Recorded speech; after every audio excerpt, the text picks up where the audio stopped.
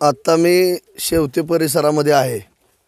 पंढरपूर तालुक्यातल्या सर्व ग्रामीण भागामध्ये त्याचबरोबर जास्त प्रमाणात करकम भागामध्ये कालच्या वादळी वाऱ्यामुळं शेतीचं प्रचंड असं अतोनात नुकसान या ठिकाणी झालंय। निश्चितच शेतकऱ्यांनी कष्ट करून डाळिंब असेल, केळी असेल, हे पीक हातातोंडाशी आलेलं आज जमीनदोस्त या वाऱ्यामुळं झालंय।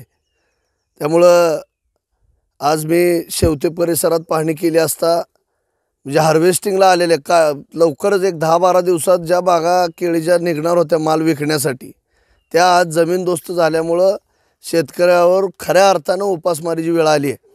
मी या निमित्ताने आमचे नेते आदरणीय आमदार प्रशांतरावजी परिचारक साहेब यांच्या माध्यमातून शासन दरबारी प्रयत्न करून तातडीनं प्रांताधिकारी असतील, जिल्हाधिकारी असतील यांच्याकडे मागणी करून तातडीनं पंचनामे करून शेतकऱ्यांना मोठ्या प्रमाणात मोबदला या निमित्ताने मिळाला पाहिजे।